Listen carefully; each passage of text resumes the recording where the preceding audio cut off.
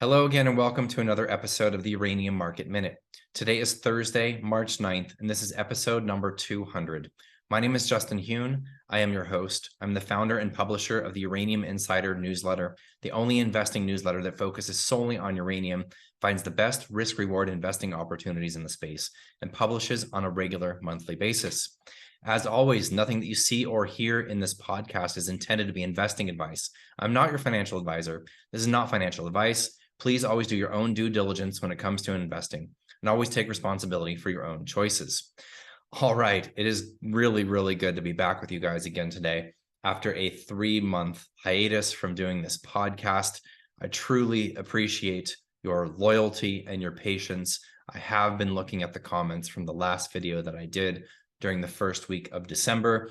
I appreciate everybody who has been asking me to come back and do this podcast. I've always had the intention to return to it, but dealing with not only family matters with the holidays and with dedicating the minimal time that I've had over the past few months to supporting those that support us with the paid newsletter, I have had very little time to be able to do this podcast. However, I am going to continue to do this. I will shoot for on a weekly basis, if not at least twice a month at minimum, for this free podcast. So I want you to know that I do intend to come back and to continue this on a consistent basis, because I know that you guys have been asking for it. And there's so much going on in this sector all the time that there's plenty to talk about, even on a daily basis. And I have been doing the daily market updates for Uranium Insider members since I stated that I would start doing that back in October. So that has continued just about every day.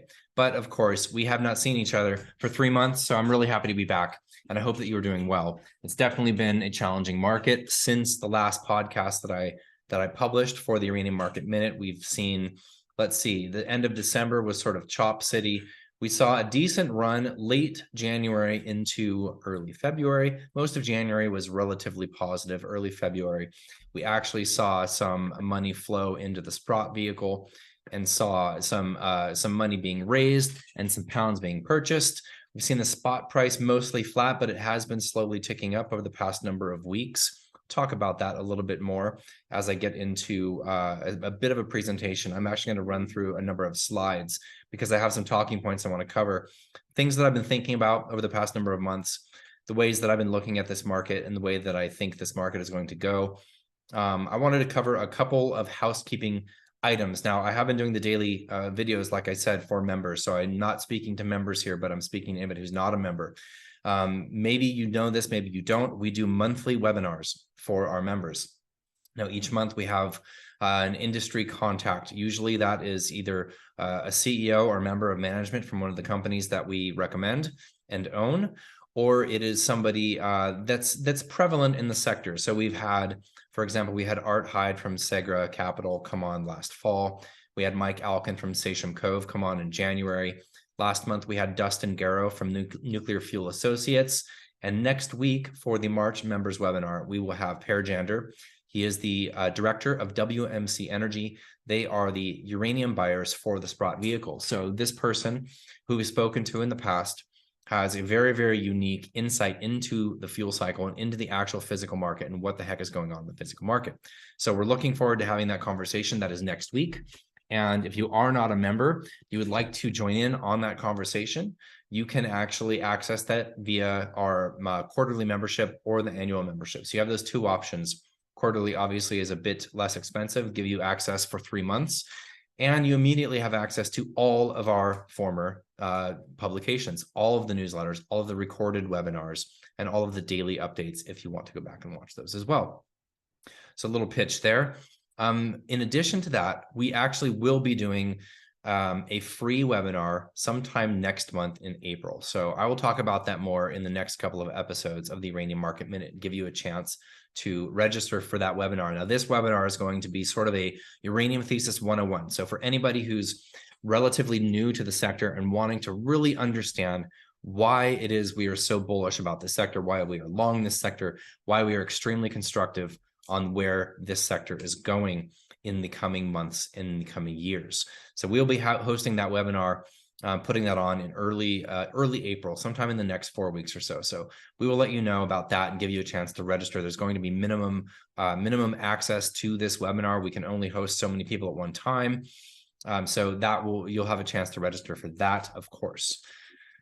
All right, what to talk about? So I'm not going to spend much time on a daily scoreboard because this is not a daily podcast and there's so much has happened in the past 3 months. And I don't have all of that aggregated data right in front of me right now, but I will let you know a couple of data points over the past few months. So first of all, SPUT largely out of the market December, first half of January. However, the end of the month, we saw capital start to flow into the Sprott vehicle. We had almost 2 weeks straight of SPUT trading at a premium to their net asset value, which was not expected because we were still sort of mired in these kind of risk off, minimal liquidity, low volume sort of markets across markets.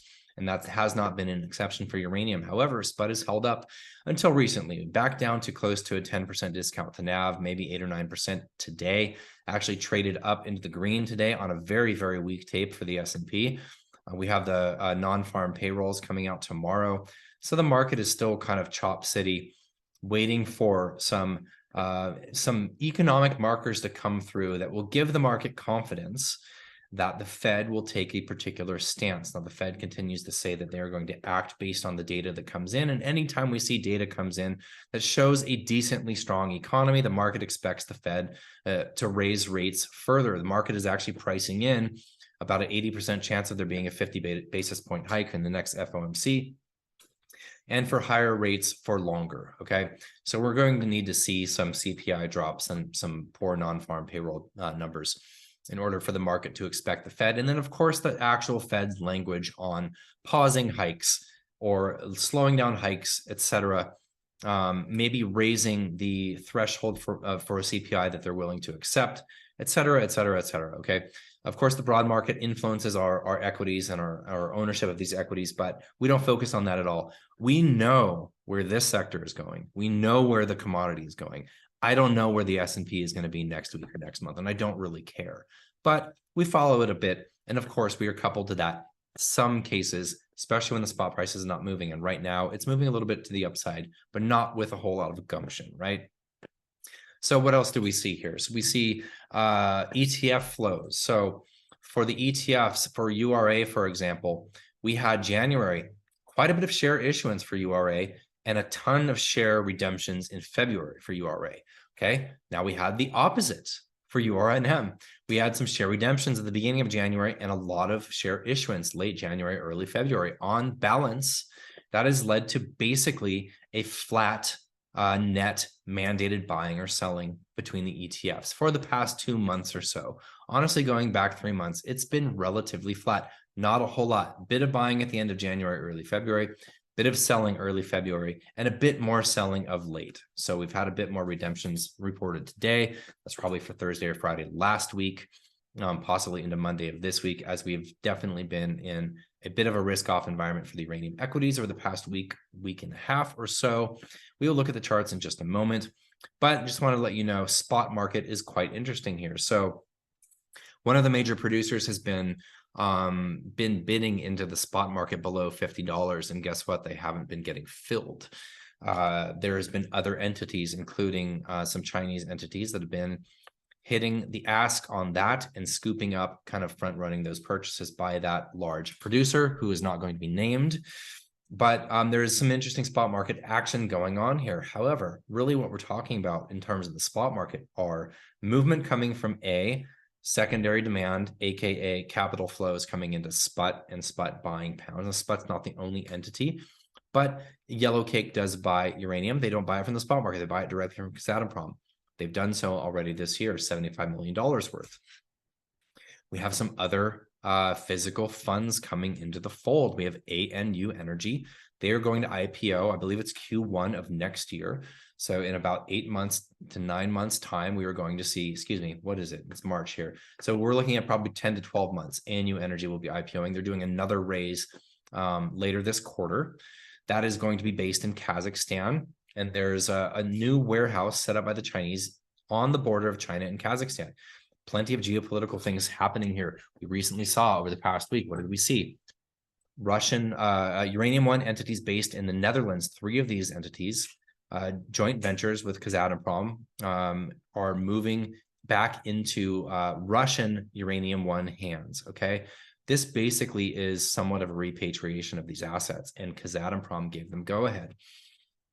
There has been a bit more of an aligning between Kazakhstan, not Kazatomprom, excuse me, Kazakhstan gave them the go ahead, a bit more of a political alignment between Kazakhstan and Russia.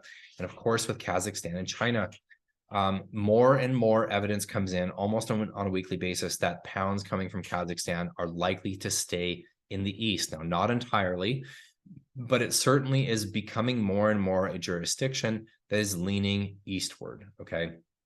That really puts Cameco in the catbird seat, and it really continues to reinforce this bifurcated market. I'm going to show you a slide in just a second about overfeeding and underfeeding and what tails assays mean for uranium demand. It's really, really big. I know I've talked about it in the past, but I haven't elucidated my thoughts on it in a few months here, and they certainly have clarified on this point. So I'm going to talk about that in just a second.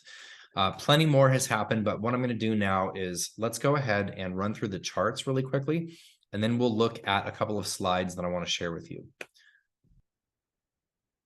All right, I want to start off with a ratio chart here. This is URA compared to the S&P.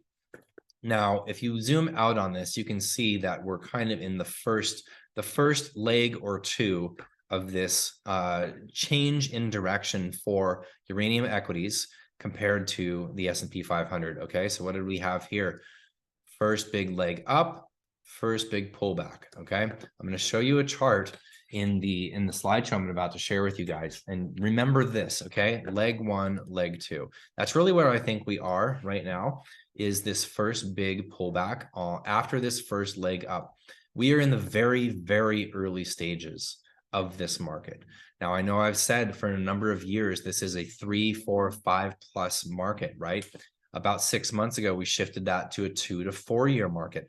I do think the potential for this to go on much, much longer is absolutely there. Now, does that mean I expect it to be a longer period of time before we see another leg up? No, it does not. I think that is coming, and I think it's coming relatively soon. Look at these moving averages. They are literally laying flat on top of each other.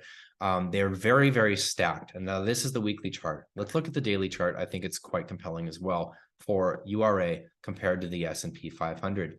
We are now sitting along that lower trend line within this flag pattern, this triangular flag pattern that has been happening since, let's see, about 18 months here, since the big breakout. This was, of course, December of 2020. We had another big breakout in August of 2021 into September of 2021. And since then, whenever we've pulled back, we've basically bounced off this trend line or come close to it. Now, these trend lines are not, these are not fiat, right? This is not something I would really hang my hat on. This is just something that I'm noticing a pattern of. And if we look at the trend line and the relative strength index, we can see some interesting correlations. So where are these pullbacks to the trend line? Where was RSI and where is RSI now? Oversold. Previous trend line touches, oversold, oversold, oversold here. Now we had a big positive divergence in the RSI here. While we didn't quite touch the trend line here, we trended down 2 more points and up on the RSI. That was a major buy signal back here for August of this last year, which we were doing. This big pullback here, almost to the trend line, RSI oversold. Pull back to the trend line, RSI super oversold. Okay, so where are we at now? Bound in the trend line. Oversold RSI. Does that mean we can't go lower? No, it doesn't, but it does mean the odds are on our side for some support here, at least for the short term. I find that very interesting. Let's look at the weekly chart of URA, not ratioed relative to the S&P, just the weekly chart for URA. Now, I want to give a shout out again to Scotty from So and Read Capital. I know some of you follow him as well. Really like Scotty. I really enjoy his positivity and his positive outlook, generally speaking. But I think that his unemotional view of charts is very refreshing. So what does he see on this? And he's compared this to a number of other stocks in the uranium space and outside the uranium space. This interesting pattern, this big breakout, and then this long consolidation pullback to this 200-week exponential moving average. Okay, it's looking like we're testing this down again right now. Could we see a bit more downside? Absolutely, we could in the short term. That is entirely possible. But so far, this 200-week EMA has been fantastic support for URA. URNM hasn't existed long enough to have a 200 EMA, but it's certainly there. A number of other stocks in the space have similar charts. Let's look at Deep Yellow, for example. Right down, this one poked through the 200 EMA recently, but still certainly along those lines. Denison, kind of a similar chart. Next Gen floating a little bit above that 200 EMA, but either way, I find this to be a very interesting and compelling zoomed out weekly chart pattern. And I would like to see, if we see some downside from here going forward, that this 200 EMA holds true as support for the URA ETF. I believe that it will, but keep in mind, again, this big first leg up and this big first pullback. Okay, and I want you to kind of zoom out and think long term for this sector and where this really could go and where we believe that it will go. SPUT holding up quite well, like I mentioned today. I think it was up 1 or 2 percentage points here. Let's see, up about 0.5%. The spot price was ticking up also, so we're still probably close to an 8 to 9% discount to net asset value. Historically quite large. Whenever we see a deep discount to SPUT, that also points to a sentiment low. And when a 10-ish plus discount to NAV for SPUT correlates with oversold RSI, pulls back to support, and sentiment lows, those usually mark lows, at least for the short term in uranium equities, generally speaking, across the board. All right, I'm going to go ahead and share now a short slideshow with you guys. I want to share some charts and graphs and a couple of elements I want to talk about and speak to. I think this is probably the easiest way to do it. All right, so starting off with this chart, I know that most of you guys have seen this chart. This is kind of a typical cycle for an investment. Okay, this is not unique necessarily to commodities. This is not unique to uranium.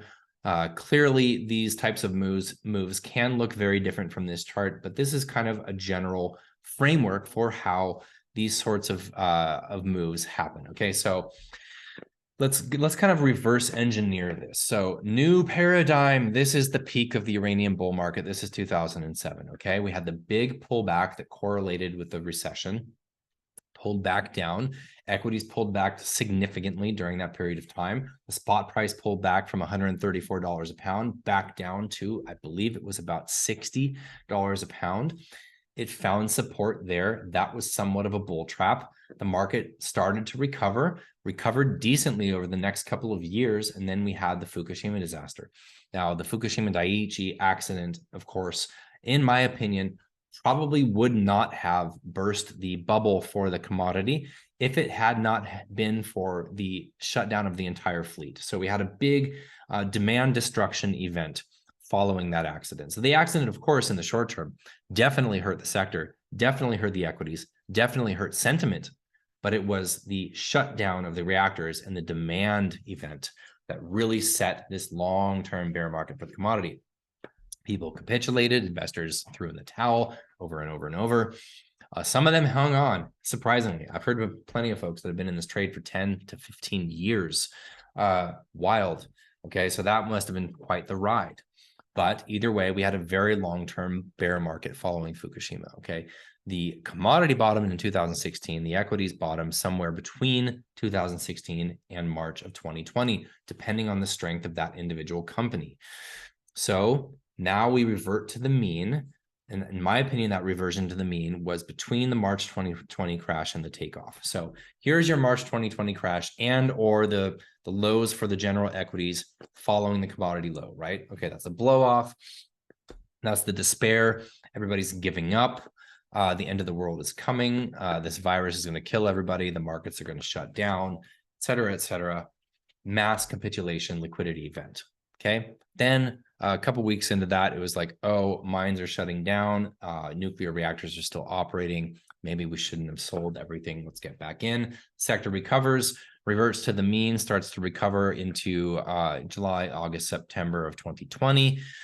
Sort of chop sideways. And then what do we have? the stealth phase is the smart money accumulation. So really, the stealth phase was prior to March 2020 and including the year 2020, right? So that's the smart money accumulation. These are the funds. These are the Sachem Coves, the Segras, the L2s, the Old West, the Tribecas. They've been studying the sector for a very long time. They started accumulating shares back then. They knew the market would recover from absolutely insanely terrible to just bad, and it did. And they have done well for their investors, as have we.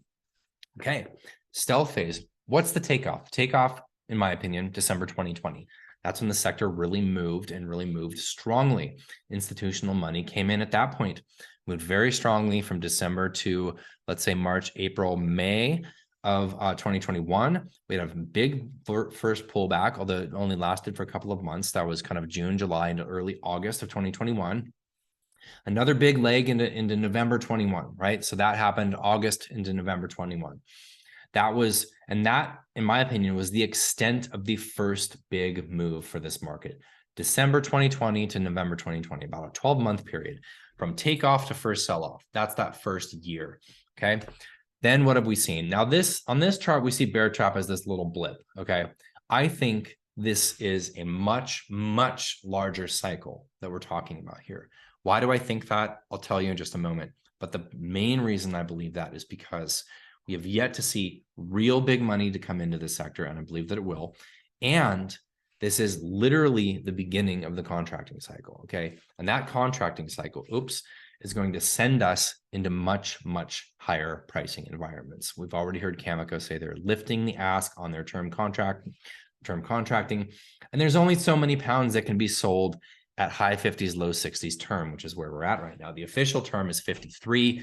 The actual contracts are getting done at 58, 59, 60, 61, 62. And of course, there's all sorts of elements. Some of these contracts we'll see base escalated coming from the developers. We'll see a mix of fixed pricing, market referenced, and term pricing for some of the established producers with floors and ceilings. And that's kind of where we're at right now, right? So I believe we're going to see a much, much longer cycle for this commodity, for nuclear, for uranium. And this first big sell-off bear trap has been going on for 18 months. That's what I believe, okay? That's November of 2021 until now-ish. Now, I'm not saying tomorrow we start to go straight up, but I think we're towards the tail end of that bear trap. I think we're towards the tail end of that first big pullback after the first takeoff phase of this market. That's where I think we are, okay? We're starting to get into media attention, but that's more for nuclear than it is for uranium. Certainly some enthusiasm around nuclear, but the nuclear story is going to pull up the commodity, right? Because that nuclear story has an influence on government policy, public perception, public opinion, public polling, and that has an opinion on government action and support. So we've seen what? We've seen the Inflation Reduction Act. That has clean energy production and clean energy investment tax credits, completely de-risking the fleet in the United States, the largest fleet on the planet. We've seen the government of France commit to building more nuclear reactors, 8 new reactors with a potential of 6 in addition to that. We see Japan turn and go towards reaffirming new nuclear buildouts, as well as legislating in this just passed 2 weeks ago or last week, legislating in life extensions allowable to 60 plus years, where before it was only to 40 plus years, okay? So 60 years and beyond, and new nuclear allowed to be built in the country of Japan.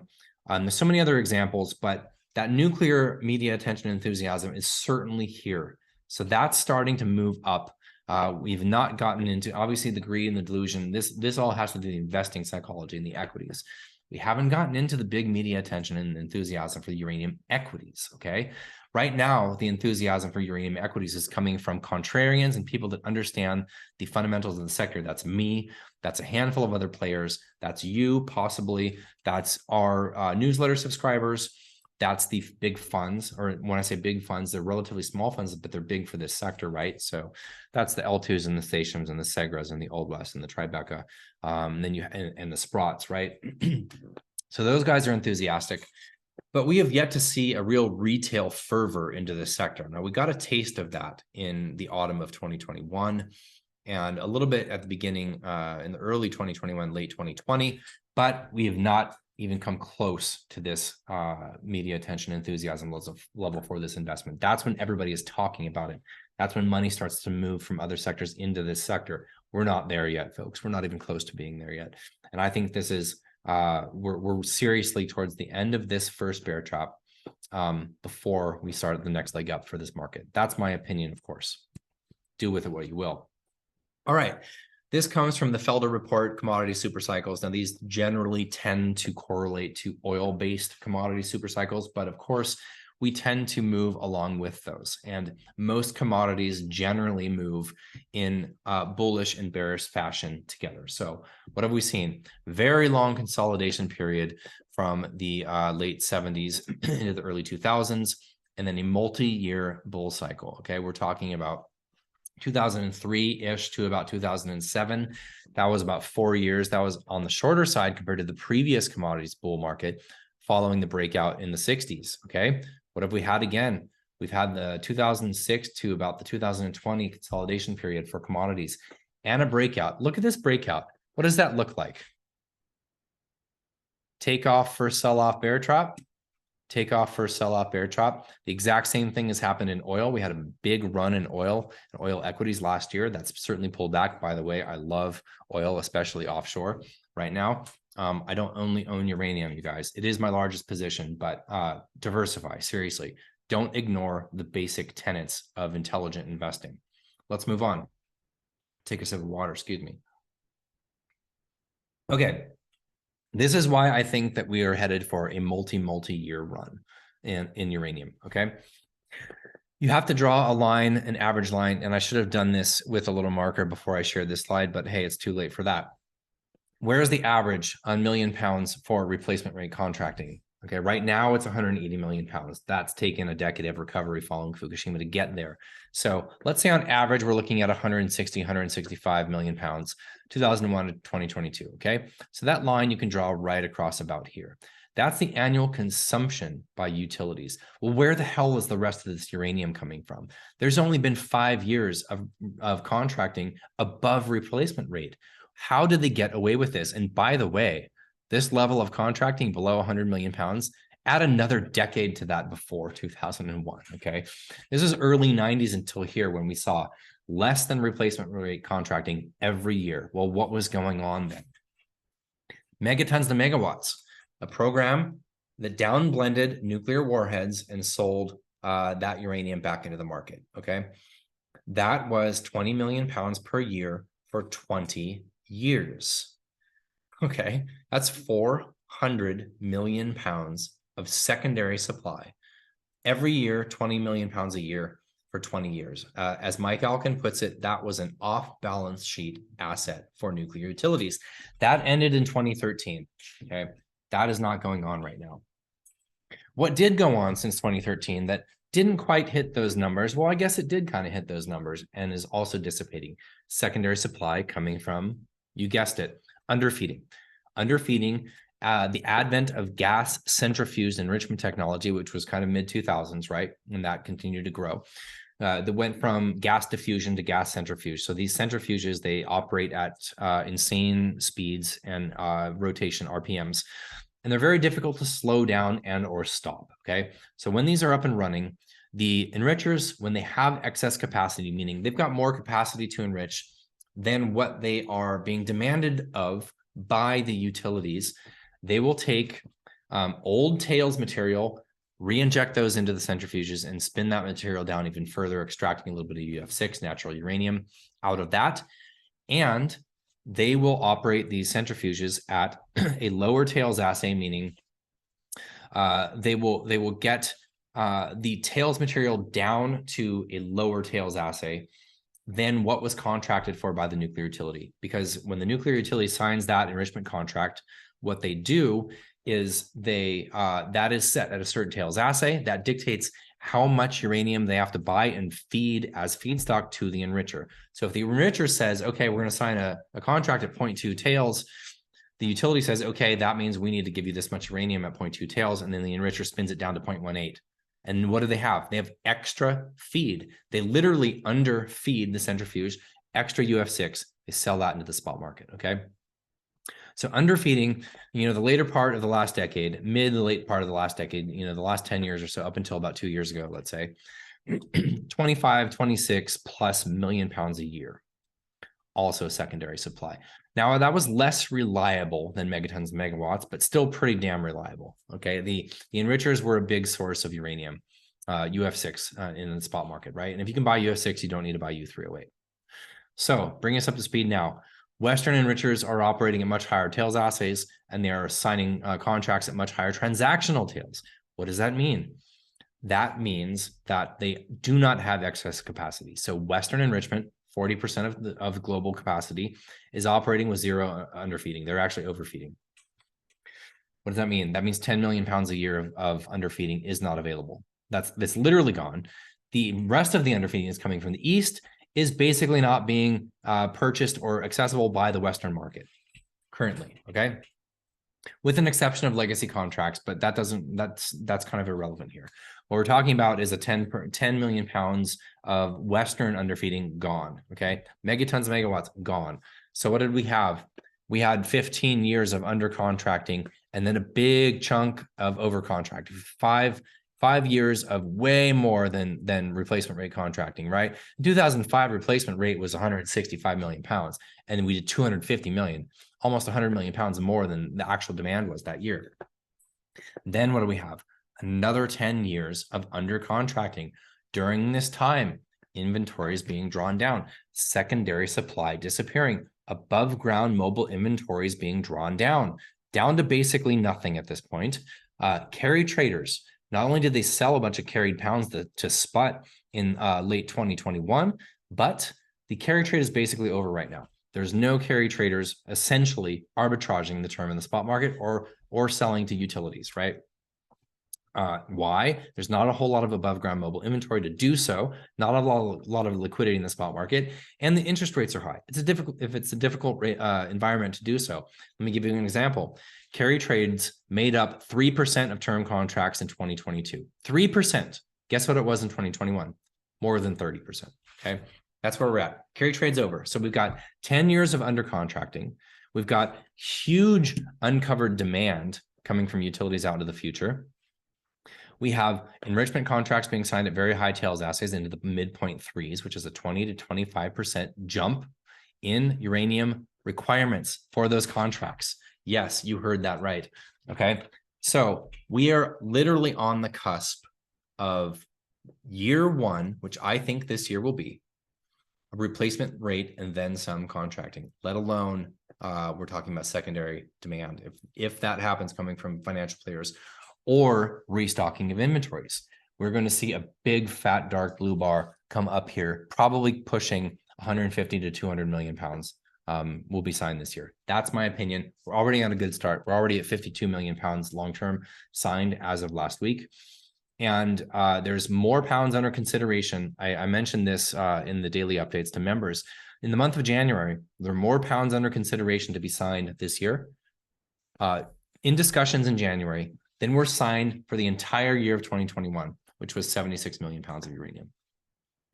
This is year one, okay? Look what happened in the previous cycle, and that included a big contracting a year for the Chinese in 2012, despite the fact that Fukushima caused the Japanese reactor fleet to shut down and the Germans to start to do the same. Okay, this is year one. This is year one of a big contracting cycle that's just starting. This is going to be quite the epic ride, you guys. All right, let's move on. Nuclear fuel requirement procurement. This is a slide from Kazatomprom 2022 Analyst Day. So this was October of last year. This just gives you an idea of uranium requirements compared to conversion and enrichment requirements. And this is global. This is not just Western. This is global nuclear utilities. And this is an amalgamation of data coming from UxC used by permission with Kazatomprom. Now, of course, if you are familiar with UxC, they're probably the prominent nuclear fuel consultant. We are a client of theirs. We do subscribe to one of their products. They have historically been very conservative, and we can tell by our own modeling, by our own numbers comparing to theirs, and by the numbers of our colleagues in the sector compared to theirs, that they still continue to be extremely conservative in their outlook going forward. But this is what they see in terms of utility fuel requirements going forward. Look at these uranium numbers, okay? And by the way, this is October of last year. This probably is not considering that new enrichment contracts. So if we look at this enrichment, this is a light gray, right? Look at the uncovered requirements going out. We're looking at 20 to 25, 30%. We go out into 2030. We've got 40% of global utilities still need enrichment contracts for 2030 and beyond. Guess what? The Western utilities, 70% of the world's utilities in the West are signing contracts for enrichment in the mid-0.3s. So this uranium number, this is the uncovered demand for uranium. Not only do these existing enrichment and conversion contracts need to be brought up to speed with uranium purchases, but those purchases now just got a 20% goose from these big enrichment contracts in the 0.3s tails assay, okay? So while you look at 180 million pounds, let's say plus or minus 5 million pounds for 2023, nuclear requirements, nuclear fuel requirements for global utilities. What we are talking about is next year, 2025, 2026, because of these higher tails assays. From the numbers we're looking at, you can talk about at least a 15% jump in that total number, possibly more. So yes, we're talking about 200, 205, 210 plus million pounds of uranium that's going to need to be purchased because those tails assays dictate the feed. All right, a couple more slides and then we'll be done here. This is showing you this, and this is, I believe this slide comes from the WNA's website, which I highly recommend you check out, generally speaking, okay? So underfeeding and overfeeding, we are here at 0.24 tails assays, okay? So as the tails assay goes up, the uranium demand goes up, okay? And the SWU goes down. Okay, so SWU is separative work unit. That's basically the amount of energy and or time and effort spent to enrich the raw material into the enriched uranium.